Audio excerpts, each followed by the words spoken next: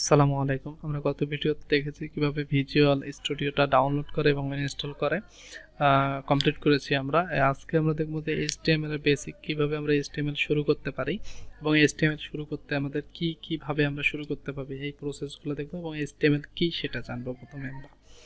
তো এইচটিএমএল হচ্ছে hyper text markup language. এটা একটা মার্কআপ টাইপের ল্যাঙ্গুয়েজ। এটা দিয়ে একটা ওয়েবসাইটের স্ট্রাকচার তৈরি করা হয়। প্রত্যেকটা ওয়েবসাইটের একটা স্ট্রাকচার তৈরি করা হয় এবং এই সিএসএস দিয়ে কালার করা হয়। আমরা সিএসএস দিয়ে পরে জানবো, আগে এইচটিএমএল সম্পর্কে জানি। এইচটিএমএল দিয়ে প্রত্যেকটা ওয়েব পেজের স্ট্রাকচার তৈরি করে। তো আমরা যে কোডিংয়ে যাই, আমরা এই ডিসপ্লেতে চলে গেলাম, আমরা এখানে আসলাম।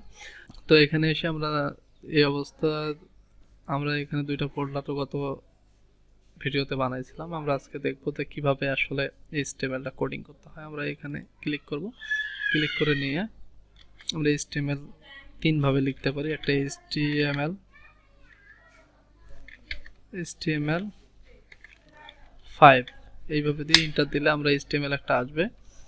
2 নম্বরে হচ্ছে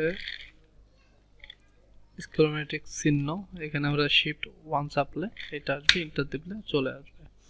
তো এইভাবে আমরা নিয়ে আসতে পারি। এখানে আসার পরে এখানে দেখেন দুইটা অংশ আছে, একটা হচ্ছে হেডার অংশ আর একটা হচ্ছে বডি অংশ। হেডার অংশে আমরা যাবতীয় সব লিঙ্কগুলো রাখবো, আর বডি অংশতে আমরা সকল কোড করব। বডি অংশে তাই দুইটা জিনিস মনে রাখেন, একটা এইচটিএমএল এ দুইটা অংশ, একটা হচ্ছে হেডার অংশ আর একটা হচ্ছে কি বডি অংশ। তো এই হেডার অংশতে আমরা কি করব, যাবতীয় সকল লিঙ্কের কাজগুলো আমরা হেডারে করব রাখবো, আর বডির অংশটা আমরা কি করব, বডির মধ্যে সকল প্রকারের কোড আমরা বডিতে করব। তো আজকের মতো এতটুকুই। নেক্সট ভিডিওতে আমরা পরের বিষয়টা দেখব।